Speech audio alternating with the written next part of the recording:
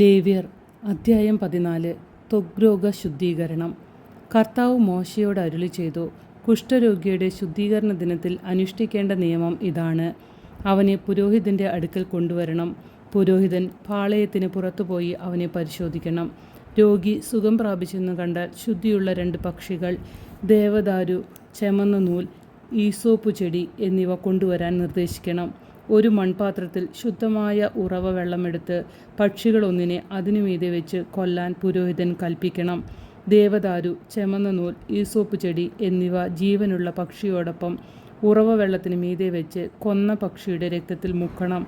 പിന്നെ പുരോഹിതൻ ആ രക്തം കുഷ്ഠരോഗത്തിൽ നിന്ന് ശുദ്ധീകരിക്കപ്പെടേണ്ടവൻ്റെ മേൽ 7 പ്രാവശ്യം തെളിക്കണം.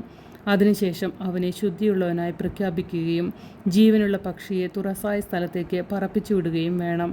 അനന്തരം ശുദ്ധീകരിക്കപ്പെടേണ്ടവൻ തൻ്റെ വസ്ത്രങ്ങൾ കഴുകി ശിരസ് മുണ്ഡനം ചെയ്ത് വെള്ളത്തിൽ കുളിക്കണം.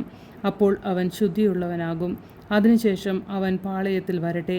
എന്നാൽ 7 ദിവസത്തേക്ക് അവൻ കൂടാരത്തിന് വെളിയിൽ താമസിക്കണം. 7-ാം ദിവസം അവൻ തലയും താടിയും പുരികവും ക്ഷൗരം ചെയ്യണം. വസ്ത്രങ്ങൾ കഴുകി വെള്ളത്തിൽ കുളിക്കണം. അപ്പോൾ അവൻ ശുദ്ധിയുള്ളവനാകും. 8-ാം ദിവസം അവൻ ഊനമറ്റ 2 ആൺകുഞ്ഞാടുകളെയും 1 വയസ്സുള്ള ഊനമറ്റ ഒരു പെണ്ണാട്ടിൻകുട്ടിയെയും അതോടൊപ്പം ധാന്യബലിക്കായി എണ്ണ ചേർത്ത 10-ൽ 3 ഏഫ നേരിയ മാവും 1 ലോഗ് എണ്ണയും കൊണ്ടുവരണം.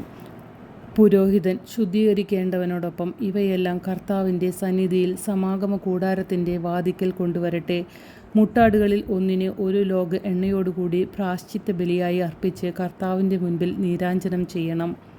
പാപപരിഹാര ബലിക്കും ദഹനബലിക്കുമുള്ള മൃഗങ്ങളെ കൊല്ലുന്ന വിശുദ്ധ സ്ഥലത്ത് വെച്ച് തന്നെ ആട്ടിൻകുട്ടിയെ കൊല്ലണം. പാപപരിഹാര ബലിക്കുള്ള മൃഗത്തെ പോലെ പ്രായശ്ചിത്ത ബലിക്കുള്ള മൃഗവും പുരോഹിതനുള്ളതാണ്. ഇത് അതിവിശുദ്ധമാണ്.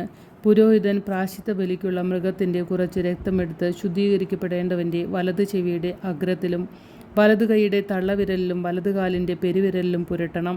അനന്തരം അവൻ എണ്ണയിൽ കുറച്ചെടുത്ത് തൻ്റെ ഇടത്തെ ഉള്ളം കൈയിൽ ഒഴിക്കണം. അതിൽ വലതു കൈയുടെ വിരൽ മുക്കി 7 പ്രാവശ്യം കർത്താവിൻ്റെ സന്നിധിയിൽ തെളിക്കണം.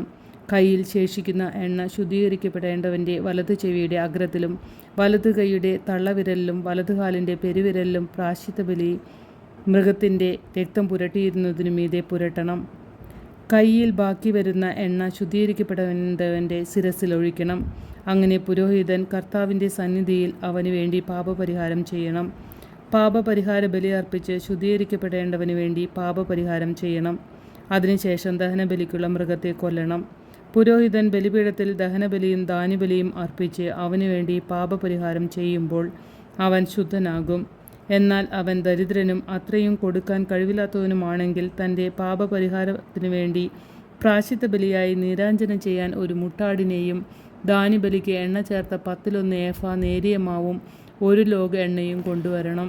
കൂടാതെ അവൻ കഴിവനുസരിച്ച് പാപപരിഹാര ബലിക്കും ദഹനബലിക്കും 1 വീതം 2 ചെങ്ങാലികളെയോ 2 പ്രാവിൻ കുഞ്ഞുങ്ങളെയോ കൊണ്ടുവരട്ടെ. അവൻ തൻ്റെ ശുദ്ധീകരണത്തിനായി ഇവയെല്ലാം 8-ാം ദിവസം കർത്താവിൻ്റെ സന്നിധിയിൽ സമാഗമ കൂടാരത്തിൻ്റെ വാതിക്കൽ പുരോഹിതൻ്റെ മുമ്പിൽ കൊണ്ടുവരണം. പുരോഹിതൻ പ്രായശ്ചിത്ത ബലിക്കുള്ള കുഞ്ഞാടിനെയും അതോടൊപ്പം 1 ലോഗ് എണ്ണയും കർത്താവിൻ്റെ മുൻപിൽ നീരാഞ്ജനം ചെയ്യണം. പിന്നെ അവൻ പ്രായശ്ചിത്ത ബലിക്കുള്ള കുഞ്ഞാടിനെ കൊല്ലണം. അതിൻ്റെ കുറച്ച് രക്തമെടുത്ത് ശുദ്ധീകരിക്കപ്പെടേണ്ടവൻ്റെ വലതു ചെവിയുടെ അഗ്രത്തിലും വലതു കൈയുടെ തള്ളവിരലിലും വലതു കാലിൻ്റെ പെരുവിരലിലും പുരട്ടണം. അതിനുശേഷം പുരോഹിതൻ കുറച്ച് എണ്ണ തൻ്റെ ഇടത്തെ ഉള്ളം കൈയിൽ എടുക്കണം. അതിൽ വലതു കൈയുടെ വിരൽ മുക്കി 7 പ്രാവശ്യം കർത്താവിൻ്റെ സന്നിധിയിൽ തെളിക്കണം. കയ്യിൽ ബാക്കിയുള്ള എണ്ണയിൽ കുറച്ചെടുത്ത് ശുദ്ധീകരിക്കപ്പെടേണ്ടവൻ്റെ വലതു ചെവിയുടെ അഗ്രത്തിലും വലതു കൈയുടെ തള്ളവിരലിലും വലതു കാലിൻ്റെ പെരുവിരലിലും പ്രായശ്ചിത്ത ബലിയുടെ രക്തം പുരട്ടിയ ഭാഗത്ത് പുരട്ടണം.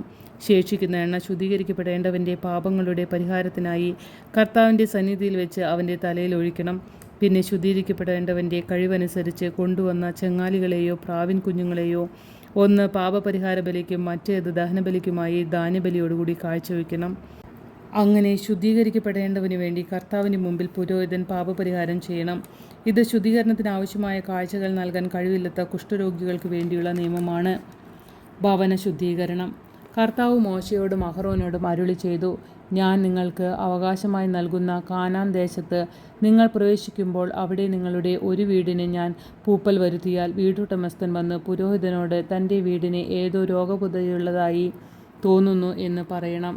വീട്ടിലെ വസ്തുക്കളെല്ലാം അശുദ്ധമെന്ന് പ്രഖ്യാപിക്കാതിരിക്കാൻ പരിശോധനയ്ക്ക് ചെല്ലുന്നതിന് മുൻപ് അവയെല്ലാം വീട്ടിൽ നിന്ന് മാറ്റാൻ പുരോഹിതൻ കൽപ്പിക്കണം. അതിനുശേഷം പരിശോധനയ്ക്ക് ചെല്ലണം. അവൻ വീട് പരിശോധിക്കണം. വീടിൻ്റെ ഭിത്തിയിൽ മറ്റു ഭാഗത്തേക്കാൾ കുഴിഞ്ഞ് പച്ചയോ ചുവപ്പോ നിറമുള്ള പാടുകൾ പ്രത്യക്ഷപ്പെട്ടാൽ വീട്ടിൽ നിന്ന് പുറത്തിറങ്ങി അത് 7 ദിവസത്തേക്ക് പൂട്ടിയിടണം. 7-ാം ദിവസം തിരിച്ചെത്തി പരിശോധിക്കുമ്പോൾ വീടിൻ്റെ ഭിത്തികളിൽ പൂപ്പൽ പടർന്നിട്ടുണ്ടെങ്കിൽ അത് ബാധിച്ചിട്ടുള്ള കല്ലുകൾ ഭിത്തിയിൽ നിന്നെടുത്ത് പട്ടണത്തിന് പുറത്തുള്ള അശുദ്ധമായ സ്ഥലത്തേക്ക് എറിഞ്ഞുകളയാൻ പുരോഹിതൻ കൽപ്പിക്കണം. അനന്തരം വീടിൻ്റെ അകം മുഴുവൻ ചുരണ്ടി പൊടി പട്ടണത്തിൻ്റെ വെളിയിൽ അശുദ്ധമായ സ്ഥലത്ത് കളയാൻ നിർദ്ദേശിക്കണം. ഇളക്കിയെടുത്ത കല്ലുകളുടെ സ്ഥാനത്ത് വേറെ കല്ലുകൾ വയ്ക്കുകയും വീട് പുതുതായി തേക്കുകയും വേണം. കല്ലുകൾ മാറ്റി വീട് ചുരണ്ടി പുതുതായി തേച്ചതിന് ശേഷവും പൂപ്പൽ പ്രത്യക്ഷപ്പെട്ടാൽ പുരോഹിതൻ ചെന്ന് പരിശോധിക്കണം. അത് വീട്ടിലെല്ലാം പടർന്നിട്ടുണ്ടെങ്കിൽ അത് അപരിഹാര്യമാണ്. ആ വീട് അശുദ്ധമാണ്. ആ വീട് ഇടിച്ചു പൊളിച്ച് അതിൻ്റെ കല്ലും തടിയും കുമ്മായവും പട്ടണത്തിന് വെളിയിൽ അശുദ്ധമായ സ്ഥലത്ത് കൊണ്ടുപോയി കളയണം. വീട് അടച്ചിട്ടിരിക്കുന്ന സമയത്ത് അതിൽ പ്രവേശിക്കുന്നവൻ വൈകുന്നേരം വരെ അശുദ്ധനായിരിക്കും. ആ ഭവനത്തിൽ കിടന്നുറങ്ങുന്നവനും അവിടെ വെച്ച് ഭക്ഷിക്കുന്നവനും തങ്ങളുടെ വസ്ത്രങ്ങൾ കഴുകണം. എന്നാൽ പുരോഹിതൻ്റെ പരിശോധനയിൽ പുതുതായി തേച്ചതിന് ശേഷം പൂപ്പൽ പടർന്നിട്ടില്ലെന്ന് കണ്ടാൽ ആ വീട് ശുദ്ധമാണെന്ന് പ്രഖ്യാപിക്കണം. എന്തെന്നാൽ പൂപ്പൽ അപ്രത്യക്ഷമായിരിക്കുന്നു. ആ വീടിൻ്റെ ശുദ്ധീകരണത്തിനായി അവൻ 2 പക്ഷികൾ, ദേവദാരു, ചുവന്ന നൂൽ, ഈസോപ്പു ചെടി എന്നിവ എടുക്കണം. ഒരു പക്ഷിയെ മൺപാത്രത്തിൽ ഉറവ വെള്ളമെടുത്ത് അതിന് മീതെ വെച്ച് കൊല്ലണം. അനന്തരം ജീവനുള്ള പക്ഷിയെ എടുത്ത് ദേവദാരു, ഈസോപ്പ് ചെടി, ചുവന്ന നൂൽ എന്നിവയോടൊപ്പം ഉറവ വെള്ളത്തിന് മീതെ വെച്ച് കൊന്ന പക്ഷിയുടെ രക്തത്തിലും ഉറവ വെള്ളത്തിലും മുക്കി വീടിനുമേൽ 7 പ്രാവശ്യം തെളിക്കണം. അങ്ങനെ അവൻ പക്ഷിയുടെ രക്തം, ഉറവ വെള്ളം, ജീവനുള്ള പക്ഷി, ദേവദാരു, ഈസോപ്പ് ചെടി, ചുവന്ന നൂൽ എന്നിവ കൊണ്ട് വീട് ശുദ്ധീകരിക്കണം. അനന്തരം ജീവനുള്ള പക്ഷിയെ പട്ടണത്തിന് പുറത്ത് തുറസായ സ്ഥലത്തേക്ക് പറപ്പിച്ചു വിടണം. അങ്ങനെ ആ വീടിനു വേണ്ടി പാപപരിഹാരം ചെയ്യണം. അപ്പോൾ അത് ശുദ്ധമാകും. ചിരങ്ങ്, തടിപ്പ്, പരു, പാണ്ട് എന്നീ രോഗങ്ങളെയും വസ്ത്രത്തിലുണ്ടാകുന്ന കരിമ്പൻ, വീടിനെ ബാധിക്കുന്ന പൂപ്പൽ തുടങ്ങി പലതരം അശുദ്ധികളെയും സംബന്ധിക്കുന്ന നിയമമാണിത്. ഇവ എപ്പോഴെല്ലാം അശുദ്ധമെന്നും എപ്പോഴെല്ലാം ശുദ്ധമെന്നും ഈ നിയമങ്ങൾ നിർണ്ണയിക്കുന്നു.